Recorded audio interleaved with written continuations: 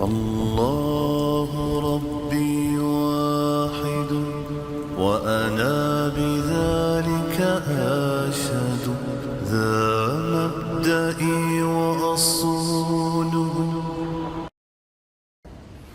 Dalam sebuah kisah dinukil, seorang sahabat dari Ansar, kalau saya tidak salah namanya Abu Mu'alak radhiyallahu anhu, beliau pernah jalan menuju ke wilayah Irak. Di tengah jalan ada orang perampok merampok dia, dan perampok ini berkata, serahkan semua apa yang kau miliki, dan bukan cuma itu, saya akan bunuh kamu.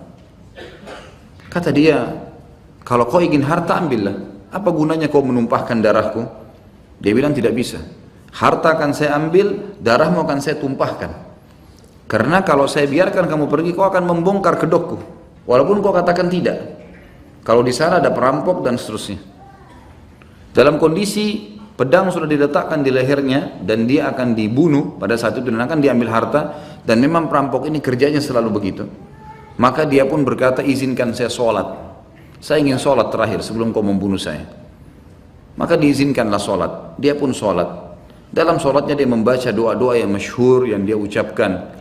Tentu secara letterlet saya tidak bisa terjemahkan, tapi dia mengatakan, wahai zat yang cahayanya tidak pernah redam, wahai zat yang memiliki raja, kerajaan langit dan bumi, wahai zat yang akan menjawab panggilan orang-orang yang terdesak, aku meyakini keberadaanmu dan engkau yang menyuruh aku untuk minta tolong kepadamu kalau lagi ada masalah. Maka aku memohon kepadamu ya Allah 3 kali, tolonglah aku dari pencuri ini, perampok ini. Jadi ada beberapa orang perampok banyak, tolonglah aku dari perampok ini, tolonglah aku dari perampok ini.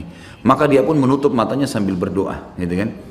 Setelah itu dia duduk tahiyat, kemudian dia salam. Begitu dia salam, dia melihat si perampok-perampok ini telah dibunuh oleh seseorang penunggang kuda yang memiliki pedang yang sangat tajam.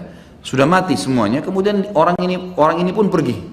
Maka dia berusaha mengejar sambil mengatakan, aku menanyakan atas nama Allah kepadamu, siapa kau ini? Maka dia mengatakan, pergilah, syukurlah karena Allah telah menyelamatkan kau dari penjahat-penjahat ini. Dia bilang, demi Allah saya tidak akan lepaskan kamu, saya akan tanya atas nama Allah, kau harus jawab siapa kamu.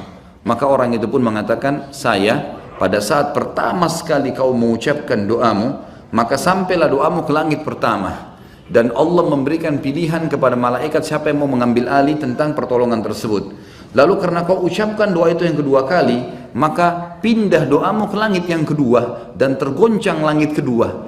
Kemudian kau mengucapkan yang ketiga, maka naiklah doamu ke langit ketiga sampai kau ucapkan yang keempat kali yang kau katakan, ya Allah yang telah memerintahkan untuk berdoa dan akan menjawab panggilan orang yang terdesak, maka berikanlah aku pertolongan dari pencuri ini.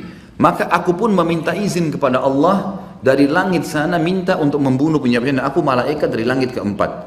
Maka datang dan membunuh penjahat ini. Dan ini kisah masyhur sekali, yang dimana orang-orang mengambil pelajaran darinya. Tentu saja, mohon maaf, saya tidak tahu tentang kalau kisah ini kesahihannya 100%, tapi insya Allah dengan izin Allah saya tahunya ini dinukil oleh banyak para dai-dai kita di Timur Tengah. Kisah yang masyhur yang dinukil dari beberapa buku-buku yang ditulis oleh para ulama salaf dulu. Yang jelas yang kita ambil pelajaran teman-teman sekalian tentang masalah bagaimana kedekatan seorang hamba dengan Allah subhanahu wa ta'ala. Lepaskan ketergantungan dengan makhluk yang hanya selalu bisa memberikan angan-angan, semoga saja, tolong bantu saya, baiklah saya usahakan. Kalau dengan Allah tidak ada, makanya tidak ada perkataan baiklah saya akan usahakan. Allah mengatakan kalau kalian meminta, saya pasti akan beri. Kalau ditanyakan kepadaku, saya sangat dekat.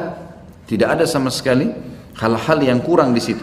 Saya ingatkan kembali hadis qudsi di mana pernah saya jelaskan di tauhid. Pertama kita menjelaskan tentang tauhid uluhiyah di awal-awal pasal kita, yang berbunyi kata Nabi SAW, Allah berfirman, wahai anak Adam, kalau kau yakin dengan kerajaanku, maka kau tidak perlu takut dan khawatir dengan kerajaan selain aku, karena kerajaanku abadi dan tidak akan pernah musnah. Hai anak Adam, kalau kau gantungkan nasibku padamu, maka aku akan memenuhi semua hajatmu. Dan kalau kau gantungkan nasibmu pada selain aku akan biarkan kamu dengan ketergantunganmu.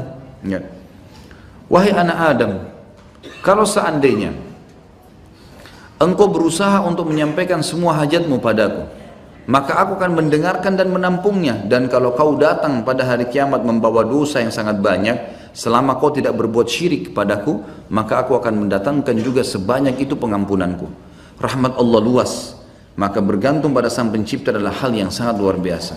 Jangan bergantung kepada makhluk yang tidak akan pernah bisa memenuhi kebutuhan kita kecuali sebagian kecil dari apa yang dia bisa berikan kepada kita.